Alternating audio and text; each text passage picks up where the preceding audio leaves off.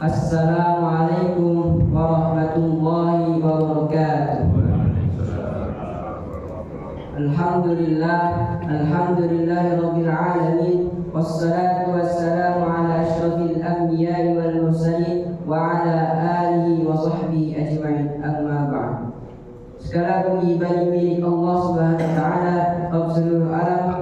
Selawat serta salam tak lupa kita sentiasa terlimpahkan kepada Nabi Muhammad SAW berserta keluarganya, para sahabatnya, dan setiap yang mengikutinya dengan ihsan.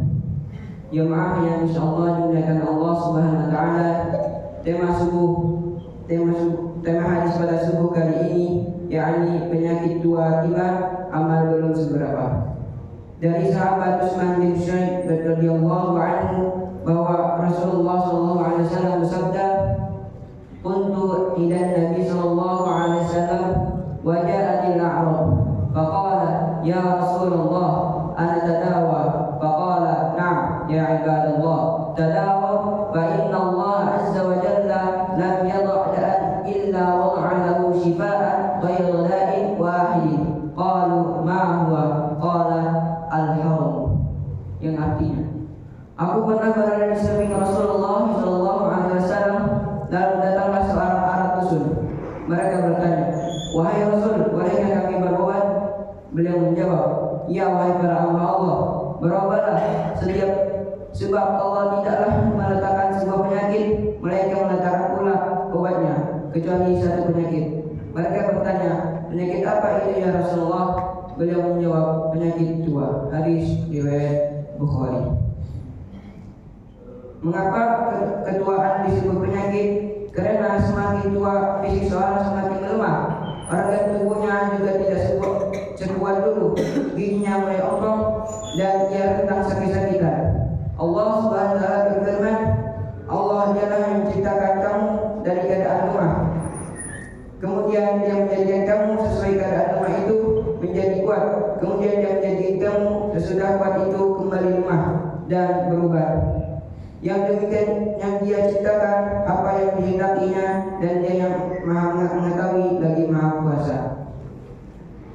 Ketua ini tidak ada obatnya, sehingga orang ingin selamanya mudah, ia tidak akan mampu mendapatkan keinginannya tersebut meskipun telah mengusahakan berbagai obat-obatan.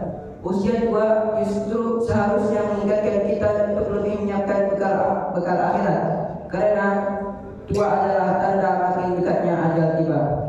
Syekh Ibnu Utsaimin rahimahullah dalam Syarah Riyadhus Shalihin mengatakan, "Maka sayangnya orang yang usianya semakin menua untuk memperbanyak amal soleh, meskipun para remaja juga seharusnya demikian, karena manusia tidak tahu kapan dia akan meninggal.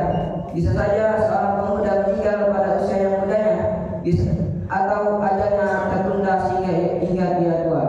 Akan tapi yang pasti orang yang sudah berusia senja dia lebih dekat kepada kematian lantaran telah menghabiskan jatah usianya." Allah Subhanahu wa taala berfirman, "Dialah yang menciptakan kamu dari tanah, kemudian dari tetes air mani, sesudah itu dari segumpal darah. Kemudian dilahirkanlah kamu seorang anak, kemudian kamu dibiarkan hidup supaya kamu sampai kepada masa dewasa, kemudian dibiarkan kamu hidup sampai tua. Di antara kamu ada yang diwafatkan sebelum itu, kami perbuat demikian supaya kamu sampai pada ajal yang ditentukan dan supaya kamu memahaminya." Surah Al-Ghafir surah 40 ayat 67. Ya Allah, berkahilah karunia yang Engkau berikan kepada kami, panjangkanlah umur kami dalam ketaatan kepadamu, dan baguskanlah amal kami serta ampunilah dosa-dosa kami. Semoga Allah Subhanahu wa taala memberi taufik dan hidayahnya dengan usia yang penuh berkah ini. Allahumma amin. Jemaah yang dirahmati Allah Subhanahu wa taala, ini saja yang kami sampaikan pada subuh kali ini. Marilah kita bermunajat kepada Allah Subhanahu wa taala.